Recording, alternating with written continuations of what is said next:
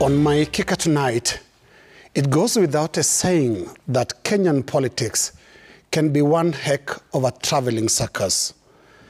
As individual citizens, all you have to do sometimes is to just wait at a vantage point to get the best view when the circus rolls down your street.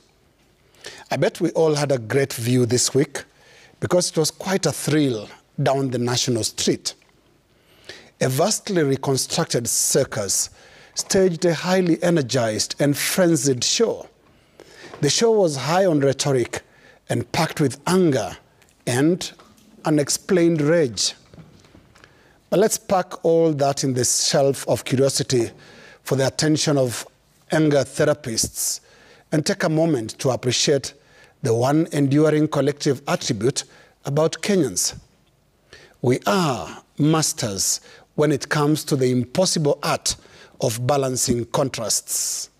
You see, in the middle of a muddy pigsty wrestling contest, only Kenyans can proclaim spotless cleanliness, even in the face of flying mud balls.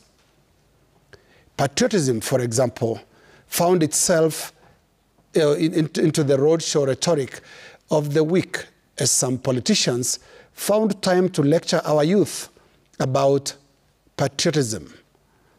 From the outset, let us say it, that was brazen. Now, that is what audacity looks like. And we say this for two reasons. First, the biblical rule against seeing a speck in another's eye while somehow failing to see the log in your own eye. That biblical rule going well with the other old adage of preaching water while drinking wine. When it comes to patriotism, only a handful, if at all, of the current generation of Kenyan politicians can authoritatively invoke, comment, advise, or in any way and manner canvass the matter of patriotism.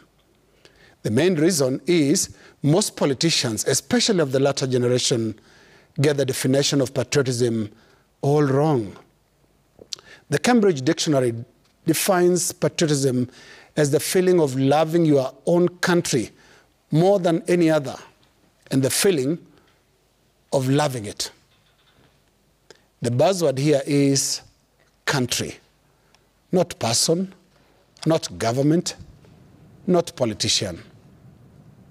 Patriotism would, for example, include a strong sense of outrage and embarrassment about your country being infiltrated by foreign security agents, sneaking in at night, taking control of one of your prestigious addresses, arresting a prominent leader of a neighboring nation, and spiriting him halfway across your own country and across the border unhindered.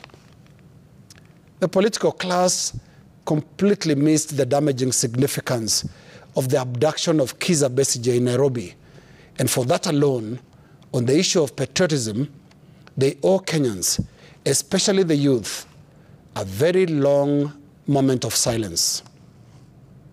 It also demeans national pride and any sense of patriotism when a nation is turned into a playground of foreign security agents, as has been witnessed in the last few months. We can't play small and expect greatness at the same time. We cannot be small in Nairobi and somehow turn up big in Addis Ababa or Kampala.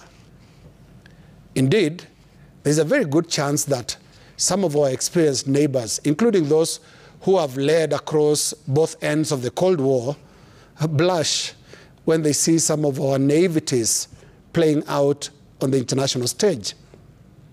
It can also be said that some of the country's departed leaders must be turning in their graves at the mere thought of foreign security agents running shows in Nairobi estates at night. They must be asking, what if this was the 70s when the northeastern part of the country was threatening to secede? Or when Ugandan dictator Idi Amin was talking of pushing the Uganda-Kenya border all the way to Naivasha?